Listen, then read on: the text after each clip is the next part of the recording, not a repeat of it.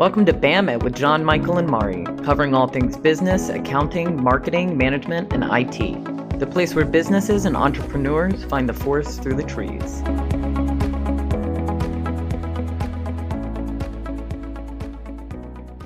Hello and welcome to BAM It. I am John Michael Cletus with Peterson Consulting, and as always, I'm here with Mari Peterson with Marketing Outpost.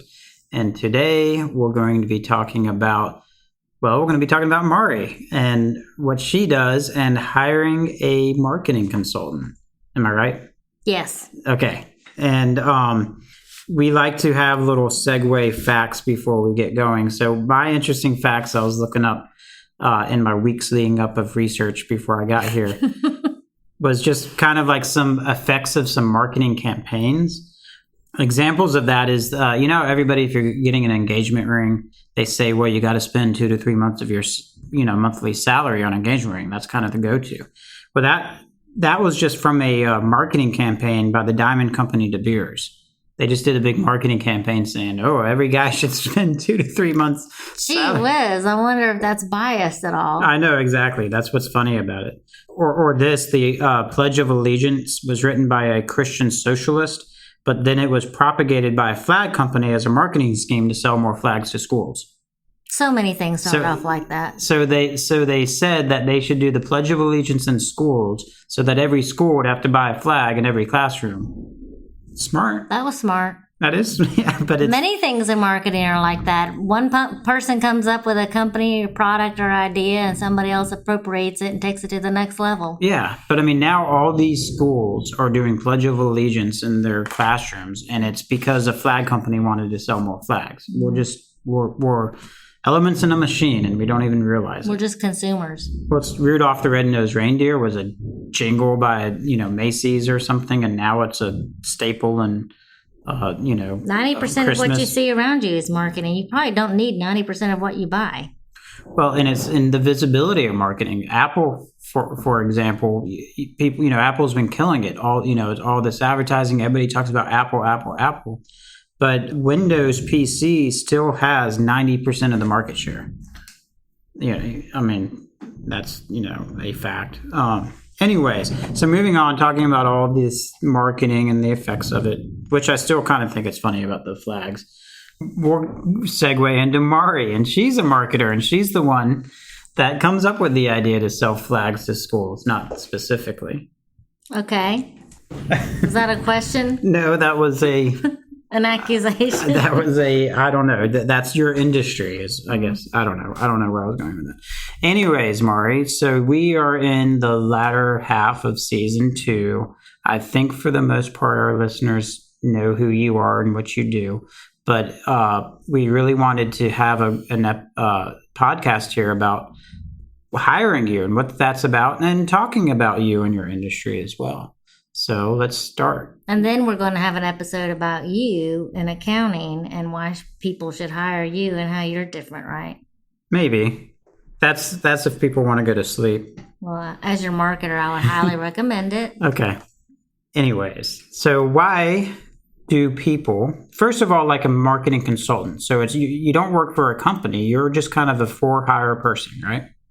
Well, I am a for-hire person, but what I really wanted to talk about was the different types of marketing consultants. Okay. So first and foremost, there's 2 types. There is what I call in-house, and that's a person that you hire to work full-time for your company only, and they either reside as an employee or they are on a contract basis, but they're only for you.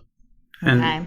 So think of like Michael Jackson had that doctor that worked just for him. That's basically, he was his in-house doctor. I don't know how you got Michael Jackson pulled into this one, Mari. But I'm just saying, it's kind of like that. So you can hire a marketing consultant to do the same thing. You're a big enough company, you can say, listen, I want you to work exclusively for me.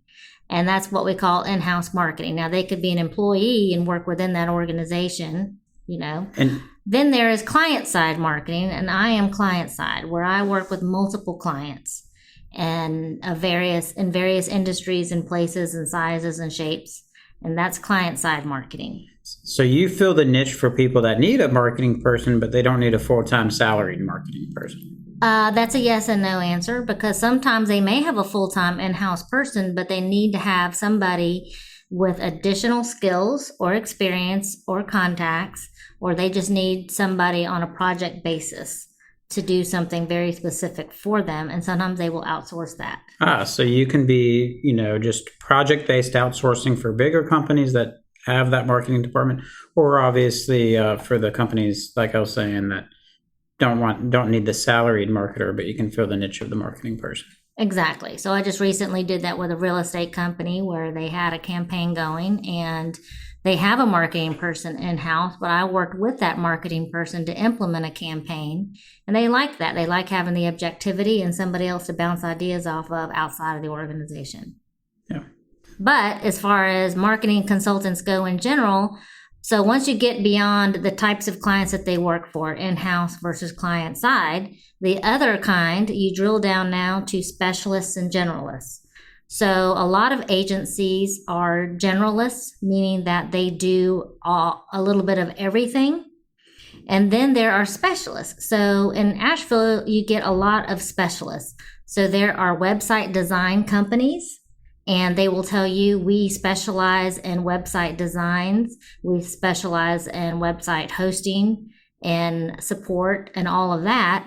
But then they will also tell you that they do marketing, because a lot of marketing bleeds into the website world. So, SEO, search engine, digital searches and ads and all of that, it kind of bleeds into all of that. So they will also do that. You also have companies that specialize only in social media management, and then they will turn around and tell you that they also handle marketing. Because often in social media, you have to create content, and a lot of the content is images.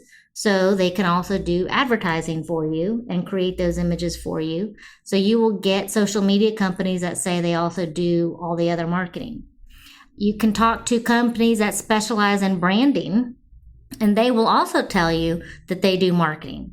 And they will say, well, I'm a branding company, but I also do put together advertising plans and campaigns, social media, and all of that, because again, the same skill set you need to do branding is often bleeding over into website design and social media content creation. Then you have marketing consultants that specialize in content creation. So that is where they are bloggers. They write articles, they're copywriters, so they are all driven on the content. So content is king, and how you deliver it, of course, is also another big part of marketing. So that's what I meant by you get a specialist or you get a generalist. And there's two types. So I am a generalist. I do not specialize in a website design platform. I don't specialize in social media. I don't specialize in branding. I don't specialize in content, and I don't specialize in advertising. What I do is I look at the big picture of what the client is needing and their goals.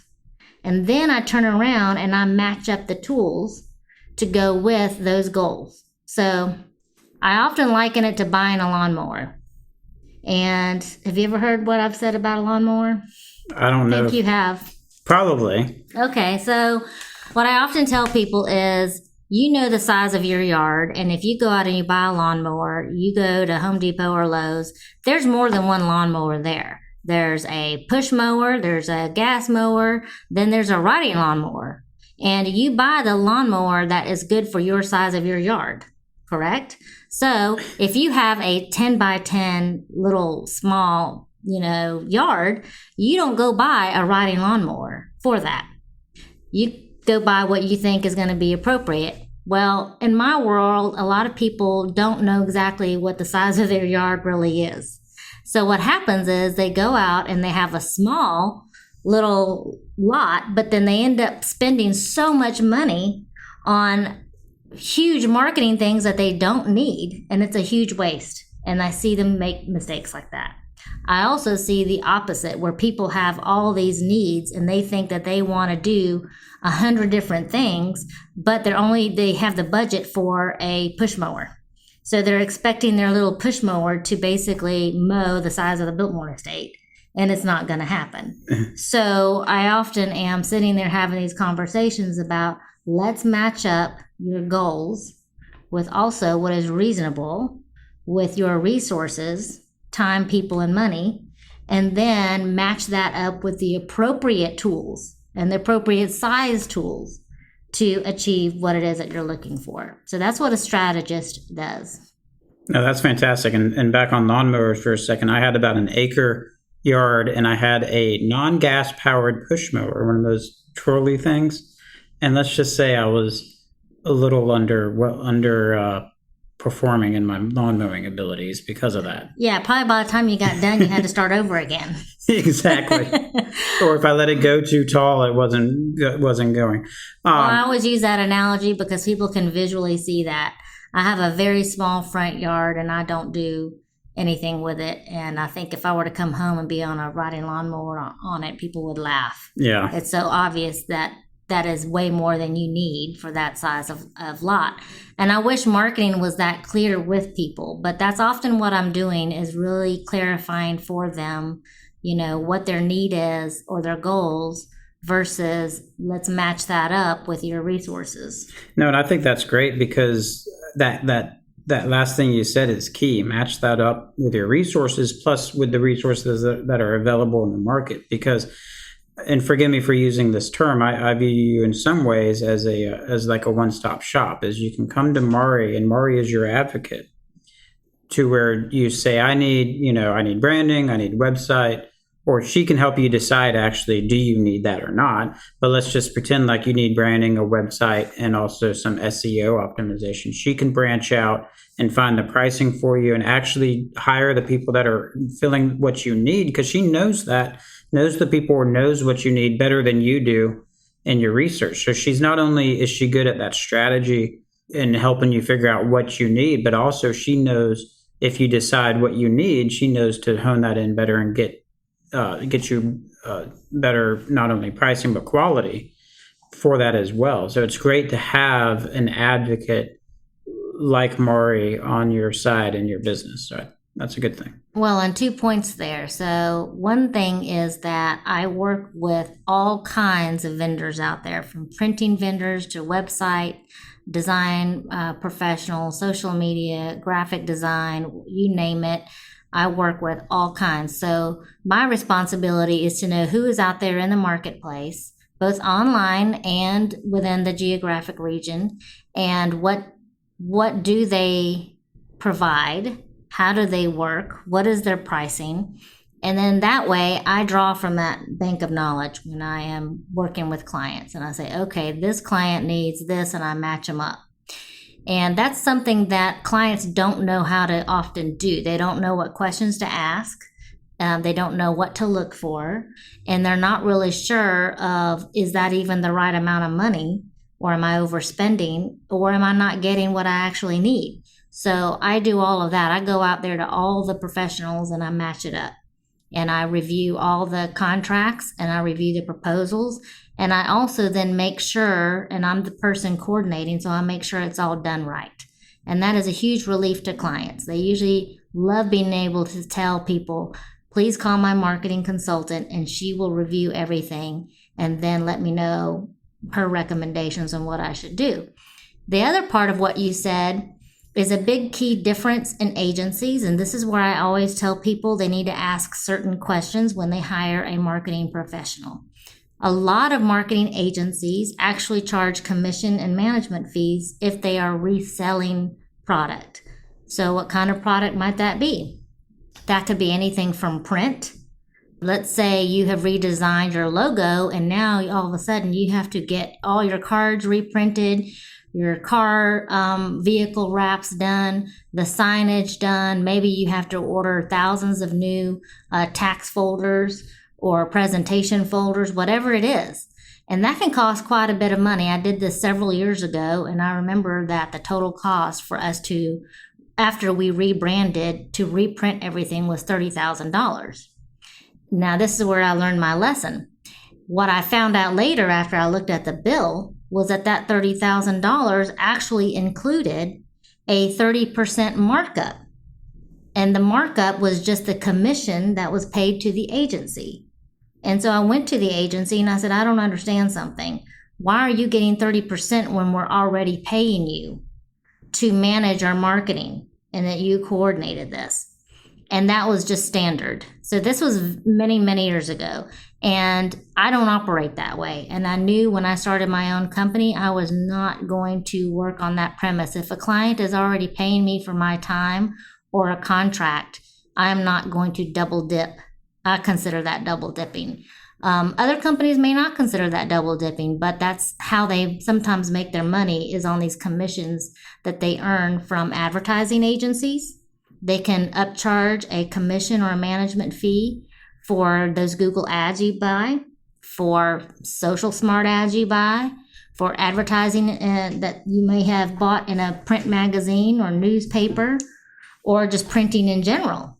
So I always say, if you hire somebody, ask them, what is your fee versus are there any other additional fees that I'm going to be charged, for your proposal? Yeah, in some ways that can be, well, that's scary to think about. And like you say, maybe standard or used to be standard. They're not always very upfront about it. So let me give you an example that I see that's very common, and that is with Google ads.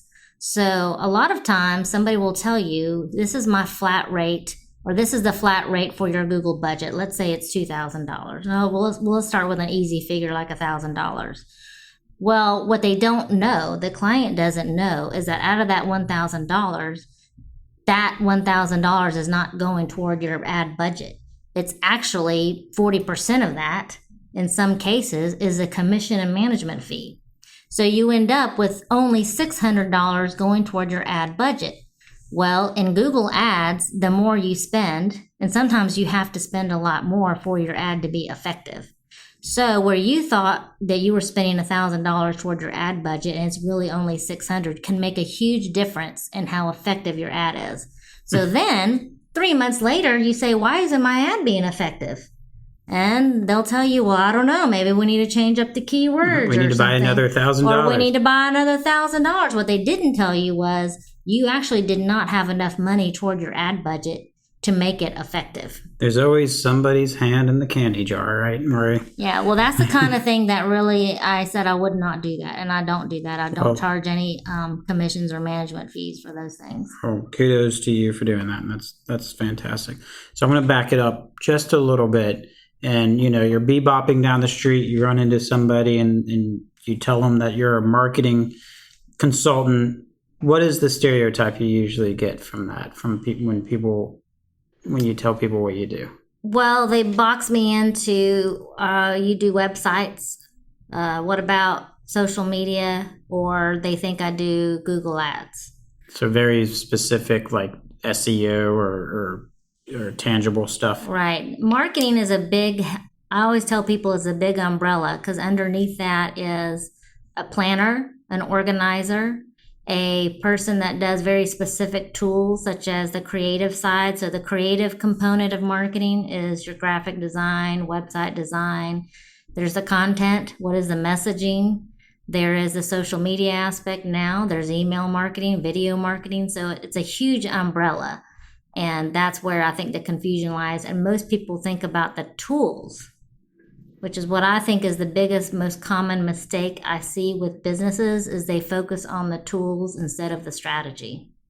Yeah, I could imagine that. I mean, and that's one thing that when I first met Murray, that was, amongst other things that really drew me to her and her services, was the aspect that it was strategy focused and not tool focused. Because I did have that stereotype of, I don't know if I need a marketer. Maybe I need a better website, or maybe I need, some flyers sent out to try to find more clients, and I don't know how to do that. And it was very, relieving is the term, to find somebody like Mari and what she offers to help kind of fill that void that you maybe didn't realize you had. And it's also to have that help, because a lot of people in businesses try to self-market. And I did that. I'm a victim of that. I did that with my business. I tried to self-market and do my own things, but it was so relieving to have somebody that actually is a professional at this, does this for a living, knows what she's doing, and knows what's an effective strategy or not an effective strategy, and to have those conversations. Well, also the thing that you said there is, I think that most people who start a business have natural marketing abilities.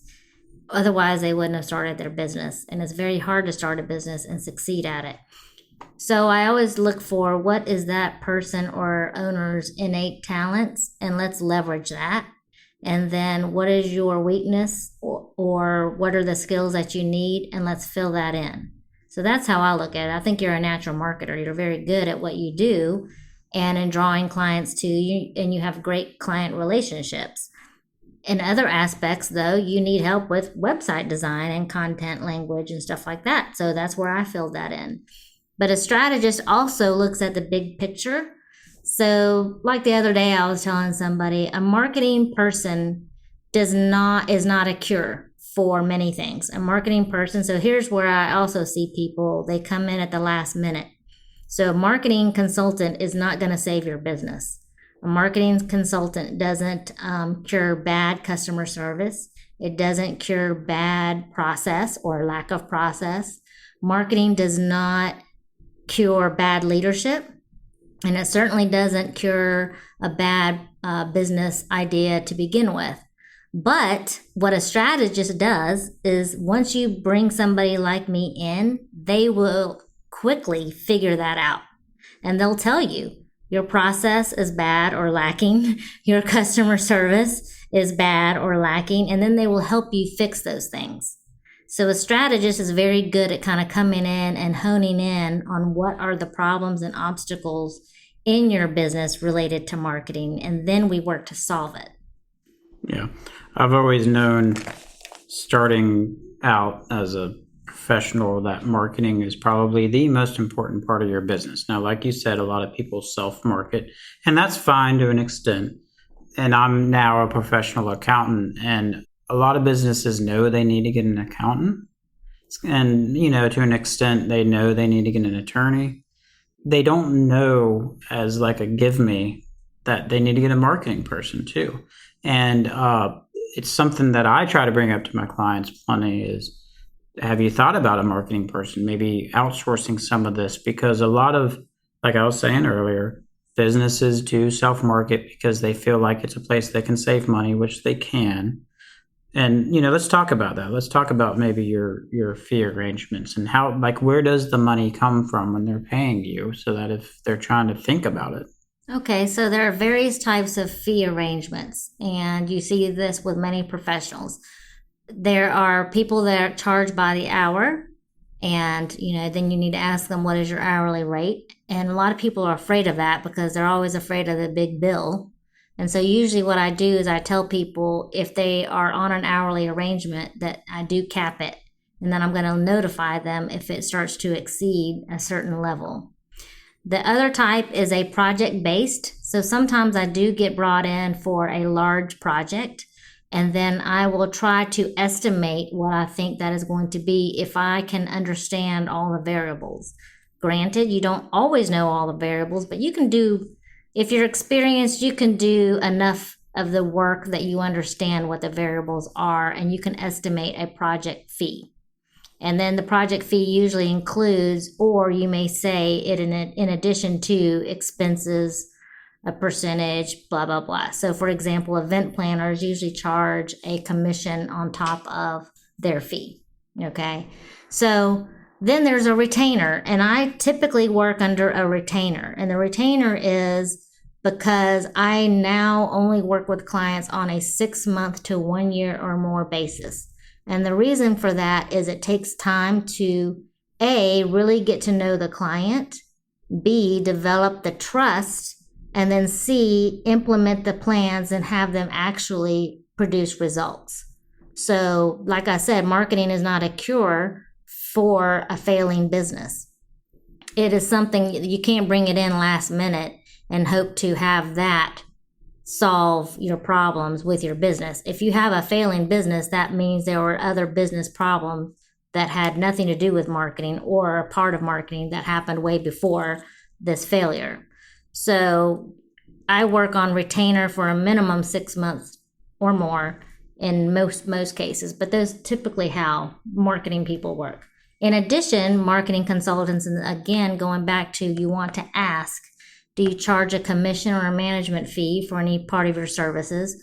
And or you want to ask them, are you a reseller or an affiliate of any of the services that I would be using?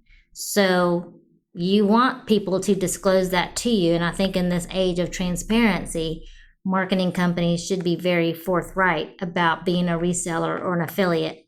So for example, I am a reseller of only one product, and that is Yext. And that's because the product I sell through Yext is not available to just anybody off the street. You have to get it only through a reseller.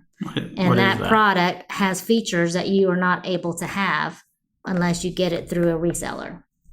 So I always disclose that, and that's the only thing that I actually resell. Nothing else in my company is affiliated with or has a commission or a management fee. Well, let's talk about just back in your industry for a minute and what you do. What would you consider the best and worst part about what you do? Well, the best part about what I do is watching businesses achieve their goals.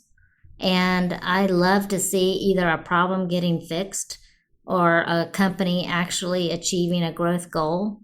And there's something that makes you feel good about knowing you were a part of that. I mean, you're a part of that with your accounting clients. You know, when you see a client like save a lot of money on their taxes, and maybe this has been going on for a long time, you know, kudos to you, right? And you feel good that you were able to help them because, you know, they can use that money on something else. So for me, the best part, and I like to see results. I'm a very results goal-oriented person. So for me, I got into marketing once I started to see that that was the kind of work it was. So my goal is to see people achieve whatever goals they've outlined, and when they do, I feel really good. So that's the best part about what I do, as well as meeting people and seeing how they work and operate. I think the worst part about what I do is, I would say, the misunderstanding or misconception at the beginning of a relationship. And I think I have to do a lot of educating to people about what am I to you. And that is very hard because it takes time. And I think that there's just so much misinformation about what a marketing person does. Yeah, so, I could see that. I mean, like I was saying earlier, is people know they need an attorney, they know they need an accountant. A marketer is like, you know, the pudding on top, and do you need that pudding on top? And I can see to where you probably have to bite your tongue because you probably see plenty of times clients or potential clients that like really need your services, but they're waffling because they're just afraid of another. But, you know, in their mind, they're like, oh, it's an extra fee, and they're not seeing the potential ROI or how much you can turn that around. Yeah, and I think as a marketer, because you know so much about things, that you do walk around and you see so much that needs to be fixed. And then you're like, I just need to keep my mouth shut because they didn't ask me for my opinion, you know. But then 6 months later, you're like, oh, the business closed. Well, you kind of knew why the business was going to close. You could see it happening 6 months ago. But that's not, you know, that's just something, because I think being a marketer, you have to be a person that is also, you have to have empathy and compassion, but you also have to have a fine line of being, I guess, judgmental in a way, and being able to really be critical when it's necessary. Yeah, and being frank. Well, let's take a quick break and we'll come back in a minute. This podcast is brought to you by Peterson Consulting and Marketing Outpost. Peterson Consulting offers a new paradigm in accounting services. We work with individuals and businesses toward prosperity and financial happiness. Please visit www.peridotconsultinginc.com for more information. Marketing Outpost provides strategies to solve problems and strategies to grow your business. Please visit www.marketingoutpost.com for more information. So what do you think, we talked about best part, we're back from the break, by the way. We talked about best part and worst part of what you do. What about some challenges and opportunities that you see within the industry? Well, challenges and opportunities is the state of agencies is changing. So, for example, it used to be a marketing agency looked a lot like a law firm. You had top agent producers in there, and then you had associates that worked with you, and they did, one person specialized in print, another person specialized in advertising, another person specialized in the campaign strategy. And now, because there are so many different formats out there, it's really hard to hire that in-house. So for example, I don't have any full-time in-house people because I typically go out to the marketplace and I select based on what my client needs. So if I were to hire a website designer, what kind of website designer would I hire? Because then you have to find one that either can do all kinds or specializes in a particular thing, and I may or may not have that need. So it's a challenge in that way because we are going through a paradigm shift in what agencies look like and how they employ all the various types of needs that are out there now. Now you need people that can do video. You need people that can do drone. You need people that are looking forward into technology and looking at AI and virtual reality and things like that. How do you hire for that? Well, you probably don't. You probably outsource that. Yeah. So speaking of that, with the technology that you're mentioning, where do you see the, marketing consultant role going in the next 5, 10, 15 years? Like, where do you see the evolution? I think as a practice, marketing agencies and consultants need to be extremely transparent, and they need to transfer that transparency upon their clients. There is nothing hidden anymore. So what I mean by that is if you say you produce something completely naturally and organically, but you don't, somebody within your organization is going to videotape that, record that, whatever, and put it out there to the world. And then you look like a big idiot, as well as everybody hates you because you lied. You see what I mean? So you have to demand to your clients complete transparency and say to them, you can't tell me that you are XYZ, but you're not. When it comes to leadership, the same thing. You can't say we believe in being a diverse organization or that we treat everybody fairly if you don't, because now in this world, all that stuff comes out very quickly and very publicly. So whereas before marketing agencies used to be able to keep those kind of things under wraps, you can't do that now. And so you can't control what people do, and they get out on social media, just like, let's look at celebrities on Twitter. You would think somebody's telling people, hey, don't say anything negative about any company on Twitter as a general rule. And yet somehow, celebrities do. And then it bites them in the butt, and they're like having to apologize and delete content. And they look really bad. Twitter's too easy, and it should be taken out of the hands of some people, I think. Exactly. So that's the problem. Whether it's Twitter, whether it's a video, whether it's social media, that stuff lives on. And just because you deleted it doesn't mean somebody else didn't save it or screenshot it. Yeah. So it is one of those things where now you need to be extremely transparent. I think marketing, where we relied on celebrities to represent our brands, is changing.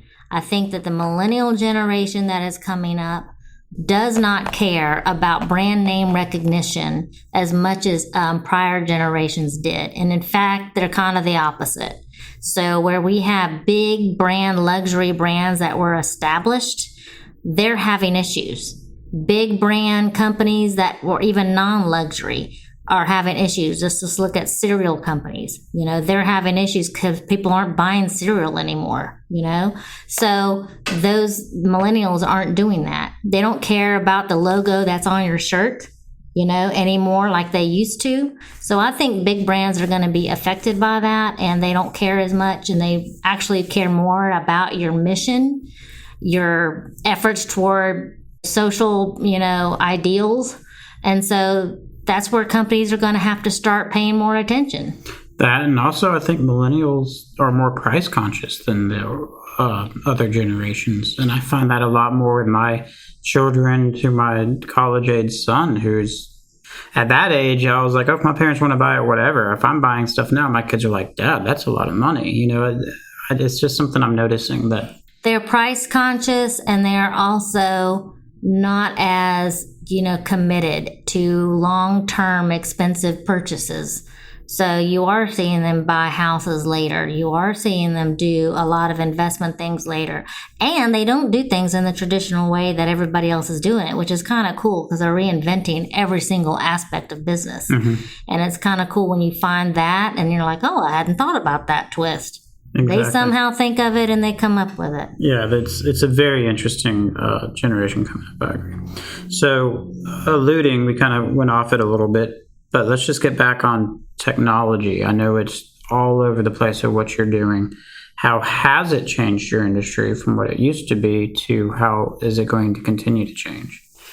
Well, so as far as marketing delivery, so for companies that are interested in awareness building, brand building, and conversions to sales, technology is going to be how things are delivered. So whether it is video, I think video is here now, but I actually think that virtual reality and AI are going to start to come together, and that'll be the next phase.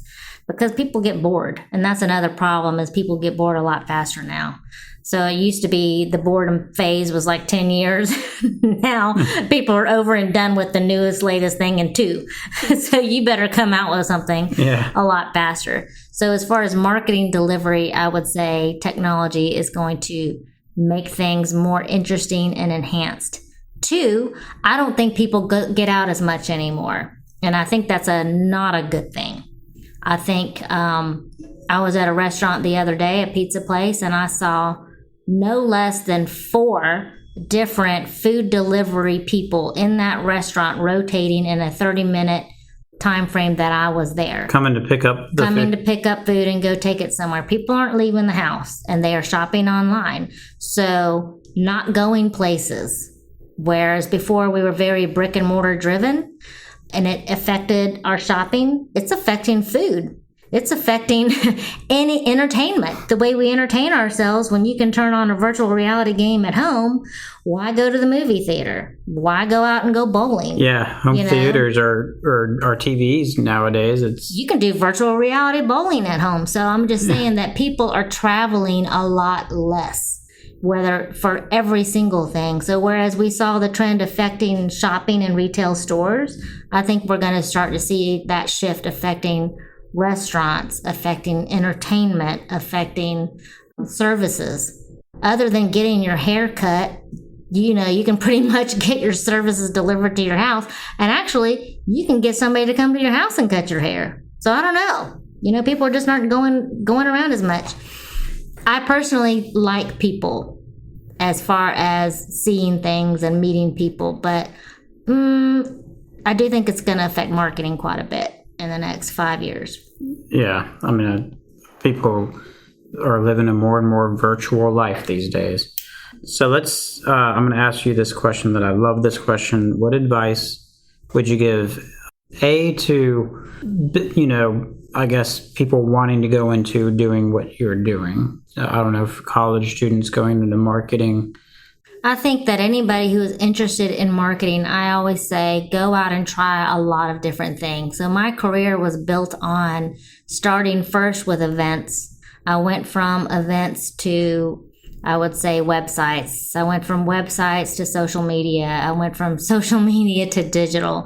And that kind of just followed, of course, the trajectory of marketing in general. But I think that having all that experience, I did not specialize in any of them. I got enough experience to learn what is involved and what the options were, and then decided that's not where I want to spend 100% of my time. So I think anybody interested in marketing, go try out all kinds of things and don't sit and settle into one thing. So even if you think you want to be into video, for example, go try out other forms of media because you might find that you like it and it has a different lifestyle. So I would say try out different things, figure out what you like, specialize if you feel like it, but you also don't have to do that. Not anymore. And I also say be somebody that observes a lot. I think a lot of marketing people, I'm a behind the scenes marketing people. I never talk about who I work with and what I do, because a lot of it is strategy. My clients don't really want me divulging strategy. But I would say there are people who are marketing people that want to be frontline and center, like their face is plastered on everything. And you see on their social media, they post, it's like an Oprah magazine every single day, a different outfit in a different location, but the same person. And there are people who like that. And that's a very, brand oriented marketing person. And if you want to be that, there's a place for that. But then decide, maybe you don't want to be that. You like being more private. I'm very private, and I prefer that. I also think psychology is important. Take a psychology class, because that's probably 90% of marketing is understanding how people make decisions, what makes them make decisions. And then you are there as a marketer to figure out how to tap into that. And I know that sounds a little bit manipulative, but in a lot of ways it is. Well, it's not manipulative. The humans are your target. And that's psychology. I'm reading a book right now on pricing, and it's all about pricing psychology and what makes people choose one plan over the other, one product over the other when it's the same product. So I like that kind of stuff, and that interests me. I like the data and the analytics, and there's a lot in marketing that is that. Yeah, psychology is a huge role. And back in my days when I was in college studying marketing, we studied the different types of buyers, and there's the economic shopper, which is the person that, the lowest price is where I'm going. And then there's what they call the marketing shopper, or the marketer shopper. And they're the person that you could have macaroni and cheese side by side, but if one says Kraft and the other says generic brand, the people go for the Kraft, even though inside the box it's the exact same thing, and they pay an extra $1 for it because they like that brand name, and it's a perceived element of quality. Anyways, moving on from that. Did we have anything else we wanted to cover? No, what I would say is if you're going to hire a marketing consultant, I always tell my clients and prospective clients, interview more than one. That is probably the most helpful thing that you can do if you are looking for a marketing consultant. It's just like if you were hiring somebody for your company in-house. You don't just interview one person and hire them. Maybe you do, but probably not typically. So the same thing goes when you hire a marketing consultant. Interview more than one company. Get more than one proposal. Sit back then and take a look at it and then think about it. Don't just go with the first thing. Unless you meet Mari and then within 10 minutes, you're like, well, this is the only person I need to be talking to. Oh, you're so kind. Well, that's the way it was with me. Anyways, so I guess we'll wrap it up here. So thank you so much, Mari, for everything and all your insights. And thank you to the listeners. And for more information on who we are or this podcast, please visit www.bammit.com. That's BAMM-IT.com. And what are we talking about next? I guess we'll talk about you. Oh, we're going to talk about me. We're going to do me, huh? Yeah, we're going to talk about hiring an accounting professional. Oh, that'll be interesting. It will. Thank you, guys. Bye. The hosts and the guests of this podcast make no warranty, guarantee, or representation as to the accuracy or sufficiency of the information featured in this podcast. The information, opinions, and recommendations presented in this podcast are for general information only, and any reliance on the information provided in this podcast is done at your own risk. This podcast should not be considered professional advice and is for entertainment purposes. It is not guaranteed that you will find this as entertaining as the hosts find themselves.